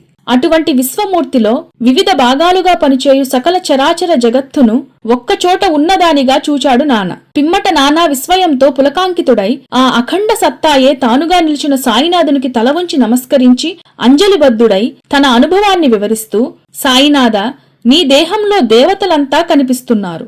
సర్వభూత విశేష సంఘాలు కనిపిస్తున్నాయి. పద్మం మీద కూర్చున్న బ్రహ్మదేవుని చూస్తున్నాను. సమస్తమైన ఋషులు కనిపిస్తున్నారు. దివ్యులైన పన్నగలు గోచరిస్తున్నాయి. ఎక్కడ చూచినా లెక్కలేనన్ని చేతులు, ఉదరాలు, ముఖాలు, కండ్లు కలిగి అనంత రూపుడువై నాకు తోస్తున్నావు. నీ ఆది మధ్యాంతరాలు నాకు కనిపిస్తున్నాయి. కిరీటం, గద, చక్రాలు ధరించి తేజోరాశి అయి ఎల్లడలా ప్రకాశిస్తూ కండ్లు మిరుమిట్లు గొలుపుతూ ప్రకాశించే అగ్నివలే, సూర్యుని వలె కాంతిగల వాణియగును, హద్దులేని వాణియగును నిన్ను అన్ని దిశలలోనూ చూస్తున్నాను. నీవక్షరుడవైన పరబ్రహ్మవు, తెలియబడదగిన వాడవు, ఈ విశ్వానికంతకు ఆధారభూతుడవు, అవ్యయుడవు, శాశ్వత ధర్మ రక్షకుడవు. నీవు సనాతన పురుషుడవని నా అభిప్రాయం. నీవు ఆది మధ్యాంతాలు లేనివాడవు, అపరిమిత బలశాలివి, సూర్యచంద్రులు కన్నులుగా గలవాడివి, అగ్నివలే జ్వలించే ముఖాలు గలవాడివి. నీ తేజస్సు ఈ జగత్తును తప్పింపజేస్తూ ఉండటం నేను చూస్తున్నాను. ఈ నీ యుగ్ర రూపాన్ని చూచి ముల్లోకాలు భయపడుతున్నాయి. దేవతా సమూహాలు నీలో ప్రవేశిస్తున్నాయి. కొందరు నీకు భయపడి దోసిలొగ్గి నిన్ను పొగుడుతున్నారు. మహర్షులు, సిద్ధులు గుంపులుగా చేరి లోకాలకు క్షేమం కలుగుగాక అంటూ నిన్ను సంపూర్ణ స్తోత్రాలతో స్తుతిస్తున్నారు. రుద్రులు, సూర్యులు, వసువులు, సాధ్యులు, విశ్వదేవతలు, అశ్వినీ దేవతలు, వాయువులు, పితృదేవతలు, గంధర్వ, యక్ష, రాక్షస, సిద్ధు అందరూ ఆశ్చర్యంతో నిన్ను చూస్తున్నారు. అనేకములైన ముఖాలు, నేత్రాలు, చేతులు, ఊరువులు, పాదాలు, ఉదరాలు, భయంకరమైన కోరలు, వీటితో కూడి ఉన్న నీ గొప్ప రూపాన్ని చూచి లోకాలను, అట్లే నేనును బాధను పొందుతున్నాము. నిండు వెలుగులో ఆకాశాన్నంటి ఉండి అనేక రంగులతో నుండి తెరిచి ఉన్న నోళ్లు, మండుచున్న విశాల నేత్రాల కల నీ రూపు చూడటం వల్ల నా మనస్సు బెదిరిపోతుంది. నాకు ధైర్యం చాలటం లేదు. శాంతిని పొందలేకున్నాను. దేవా, నన్ను అనుగ్రహించు. దేవతాశ్రేష్ఠ, ఆదిపురుషుడవైన నిన్ను తెలుసుకోవాలనుకుంటున్నాను. నీ పనులు నాకేమీ అర్థం కావటం లేదు. నీవెవరువో నాకు చెప్పు. నీకు నమస్కారం, నన్ను అనుగ్రహించు అని సాయినాథుని నానా పరిపరి విధాలుగా వేడుకుంటాడు. నానా, నేను కాలాన్ని, కాలాతీతుణ్ణి కూడా, బహురూప విశ్వమూర్తిని, సర్వశక్తిమూర్తిని, సకల దేవతలను నేనే, సకల దేవతాతీత స్వరూపుడను నేనే, పరమాత్మను నేనే, ఆది అంతము లేనివాడను, అనంతుణ్ణి, పంచభూతాత్మక స్వరూపాన్ని నేనే. ఈ సకల జగత్తును సృష్టించి పోషించి లయమనర్చున్నది నేనే. ఈ సూర్యచంద్రులు, భూమి, ఆకాశము, సముద్రాలు, ఈ సకల చరాచర సృష్టి యావత్తు నాలోనే నిక్షిప్తమై ఉంది అని ఇంకా సాయినాథుడు ఇలా బోధిస్తారు. నానా, దివ్యములైన నా విభూతులు అనంతాలు. వాటిలో ముఖ్యమైన వాటిని మాత్రం నీకిప్పుడు చెబుతాను. అన్ని భూతాల హృదయాలలో ఉన్న ఆత్మను నేను. అన్ని భూతాల యొక్క మొదలు, మధ్య, తుదా కూడా నేనే. ఆదిత్యులలో విష్ణువును, వెలుగునిచ్చు వారిలో సూర్యుడను, మరుత్తలనే దేవతలలో, మరీచిని నక్షత్రాలలో చంద్రుడను నేనే. వేదాలలో సామవేదం, దేవతలలో ఇంద్రుడు, ఇంద్రియాలలో మనస్సు, ప్రాణులలో చేతనావృత్తిని నేనే. రుద్రులలో శంకరుడను, యక్ష రాక్షసులలో కుచేరుడును, వసువులలో అగ్నియును, పర్వతములలో మేరువును నేనే. పురోహితులలో ప్రధానుడైన బృహస్పతియు, సేనానాయకులలో కుమారస్వామియు, సరస్సులలో సముద్రుడను నేనే. మహర్షులలో భృగు మహర్షియు, వాక్కులలో ఓంకారమును, యజ్ఞములలో జపయజ్ఞమును, స్థిర పదార్థములలో హిమాలయమును నేనే. చెట్లలో రావి చెట్టుయును, దేవర్షులలో నారదుడును, గంధర్వులలో చిత్రరథుడను, సిద్ధులలో కపిలమునియును నేనే. గుర్రాలలో అమృతంతో పుట్టిన ఉచ్చేస్రవమనే గుర్రాన్ని నేనే. ఏనుగులలో ఐరావతాన్ని, మనుషులలో రాజును నేనే. ఆయుధాలలో వజ్రాయుధం, పాడియావులలో కామధేనువు, సంతతి కలుగుజేయు వాటిలో మన్మధుడను, సర్పాలలో వాసుకిని నేనే. నాగులలో అనంతుడను, జలదేవతలలో వరుణుడను, పితృదేవతలలో ఆర్యముడను పెద్దను, శిక్షించు వారిలో యముడను నేనే. రాక్షసులలో ప్రహ్లాదుడను, కాలమును లెక్కించు జ్యోతిష్కులలో కాలమును నేనే. మృగములలో మృగరాజు అగు సింహమును నేనే. పక్షులలో గరుత్మంతుడను నేనే. వీచువానిలో గాలిని, శాస్త్రమును ధరించువారిలో రాముడను, జలచరములలో ముసలిని, నదులలో గంగానదిని నేనే. నానా, సృష్టిలన్నిటికీ ఆది మధ్యాంతాలు నేనే. విద్యలలో ఆధ్యాత్మ విద్యయును, తత్వనిర్ణయం కొరకు వాదులు చేసేవారిలో వాదాన్ని నేనే. అక్షరాలలో ఆకారమును, సమాసాలలో ద్వంద్వ సమాసమును, అక్షయమైన కాలమును, ఎల్లెడలా ముఖాల గల దానిని నేనే. స్త్రీలలో కీర్తియు, లక్ష్మియు, సరస్వతియు, జ్ఞాపక శక్తియు, మేధాశక్తియు, ధైర్యశక్తియు, క్షమాశక్తియు నేనే అయి ఉన్నాను. సామవేదంలో బృహత్సామమును, ఛందస్సులలో గాయత్రీ ఛందస్సును, మాసాలలో మార్గశిరమును, ఋతువులలో వసంత ఋతువును నేనే. మోసగించే వారిలో జూదాన్ని, తేజస్సు కలవారిలో తేజస్సును, జయమును, వ్యవసాయమును కూడా నేనే. సాత్వికులలో నుండే సత్వగుణమును నేనే. వృష్ణివంశం వారిలో వసుదేవ పుత్రుడైన శ్రీకృష్ణుడను, పాండవులలో అర్జునుడును, మునులలో వ్యాసుడను, కవులలో శుక్రుడను నేనే. దండనాదికారులలోని దండనీతియును, రహస్యాలలో మౌనమును, జ్ఞానవంతులలో ఆత్మజ్ఞానమును నేనే. అన్ని భూతాలకు మూలమేదియో అది అంతయూ నేనే. సకల చరాచర భూతాలలో నేను కానిదేదీ లేదు. నానా, నా దివ్యములైన విభూతులకు అంతం లేదు. అయినను నీకు వాణి విస్తారమును నీ గురుతు కొరకు సంగ్రహంగా చెప్పాను. ప్రపంచంలో ఏది ఐశ్వర్యవంతమో, కాంతియుక్తమో, దృఢమైన ఉత్సాహంతో కూడియున్నదో అవన్నీ నా తేజోంశం చేత కలిగిన వానిగా గ్రహించు. నానా, నీకింతవరకు చెప్పిన దానితోనే నా విభూతి యొక్క విస్తార్త పూర్తి కాలేదు. 4 వంతులలో 1 వంతు మాత్రము చేతనే ఈ సమస్త జగత్తుగా వ్యాపించి ఉన్నావని నీవు తెలుసుకున్నప్పుడే నన్ను గురించి నీవు పూర్తిగా తెలుసుకున్నవాడవవుతావు అన్నారు శ్రీ షిరిడీ సాయిబాబా. శ్రీ సాయి భగవానుడు ఇంకా ఈ విధంగా బోధిస్తారు. జనన మరణాలు కేవలం నా ఆధీనంలోనే ఉన్నాయి. కర్మానుసారంగా అవి సంభవిస్తూ ఉంటాయి. నా విశ్వరూపంలో నీవు చూసినట్లు మీరంతా ఎప్పుడో మరణించారు. ఇప్పుడు మీరు జీవిస్తున్నామనుకుంటున్నది కేవలం మిథ్య, మీ భ్రాంతి మాత్రమే. శ్రీ సాయి భగవానుడు పలికిన ఈ మాటలను విని వణికిపోతూ అంజలి ఘటించిన నాన్న గద్గర స్వరంతో భయపడుతూ నమస్కరించి తిరిగి సాయినాథంతో ఇలా అన్నాడు. దేవా, నీ గొప్ప కీర్తి చేత లోకాలు సంతోషించడం, అనురాగం చూపడం, రాక్షసులు భయపడి దిక్కులకు పరిగెత్తటం, సమస్త సిద్ధ సమూహాలు నీకు నమస్కరిస్తూ ఉండటం నీ మహిమకు తగినట్టే ఉంది. ఓ మహాత్మా, సృష్టికర్త అయిన బ్రహ్మను సృష్టించిన ఆదికర్తవు, సర్వోత్తముడవును అయిన నీకు ఎలా నమస్కరించకుండగా ఉంటాను? అనంత, దేవేశ, జగన్నివాస, సద్వర్తు కంటే వేరైన అక్షరం మనబడే నాశనం లేని పరబ్రహ్మవు నీవు. అనంతరూప, నీవు ఆదిదేవుడవు, పురాణ పురుషుడవును అయ్యున్నావు. ఈ సమస్త ప్రపంచానికి ఆధారం నీవే. నీవే వేత్తవు, వైద్యుడవు, ఉత్కృష్టమైన మోక్షస్థానానివి. ఈ ప్రపంచమంతా నీచేతనే వ్యాపించి ఉన్నది. నీకు అనేక వేల సార్లు నమస్కరిస్తున్నాను. తిరిగి తిరిగి నమస్కరిస్తూ ఉంటాను దేవా. ఇటువంటి నీ మహిమలను తెలుసుకొనలేక సామాన్య పురుషుడు అనుకుని అనేక విధాలుగా నీ మనస్సు కష్టపెట్టాను. నిన్ను వేళాకోళం చేసి అవమానించాను. ఆ తప్పులు లెక్కపెట్టక అజ్ఞానినైన నన్ను క్షమించమని ప్రార్థిస్తున్నాను. ఇటువంటి రూపాన్ని నేనెప్పుడూ చూచి ఉండకపోవటం వల్ల ఇప్పుడు చూచి సంతోషిస్తున్నాను. కాని నా మనస్సు భయంతో బెదిరిపోతుంది. అందుచేత నీ పూర్వ రూపాన్నే నాకు చూపించు, నన్ను అనుగ్రహించు అని వేడుకుంటాడు. నానా, ఇంతవరకు ఎవరూ చూడని నా విశ్వరూపాన్ని నీయందు నాకున్న అనుగ్రహం వల్ల నా యోగ శక్తితో నీకు చూపించాను. యజ్ఞ, దాన, వేద, తపోధ్యానాల వల్ల కూడా ఇతరులెవ్వరూ నా ఈ రూపాన్ని చూడలేరు. నా విశ్వరూపాన్ని చూడడంలో నీలో ఏర్పడ్డ భయాన్ని, మనోవికలత్వాన్ని విడిచిపెట్టి నిర్భయంగా సంతోషంగా ఉండు. నీవు కోరుకున్న విధంగానే నన్ను చూడు అని తన విశ్వరూపాన్ని ఉపసంహరించుకున్నారు శ్రీ సాయినాథులు. నానా, కర్మల్ని నాకర్పిస్తూ నన్నే పరమంగా తలుస్తూ నాకు భక్తుడై ఫలాశక్తిని విడిచి అన్ని జీవులు యందు ప్రేమతో జీవించు, నన్ను చేరుకుంటావు అని ఆశీర్వదిస్తారు శ్రీ సాయిబాబా. సాయి తత్వాన్ని, మహిమల్ని, లీలల్ని వేనోళ్ల చాటటమే గాక సాయి దివ్య చరిత్రను కావ్యరూపంగా రచించిన హేమాడ్ పంతును, సాయి సన్నిధిని తేజోవంతంగా తీర్చిదిద్దిన రాధాకృష్ణమాయి, సాయి చరిత్రను హరికథా రూపంలో గానం చేసి ప్రజలను ఆకర్షింపజేసిన దాసగణ మహారాజ్, ఇంకా హరి సీతారాం దీక్షిత్ కాక బివి దేవ్, తాత్య సాహెబ్ నూల్కర్ మొదలగు భక్త శిఖామణులను సాయికి అందించిన కారణ జన్ముడు. నారాయణ్ గోవింద్ చందోర్కర్ ఉరఫ్ నానా సాహెబ్ చంద్రోర్కర్ తన 61వ ఏట అంటే 1921 ఆగస్టు 21న సాయినాథునిలో కలిసిపోతాడు. 4వ రోజు పారాయణం సంపూర్ణం.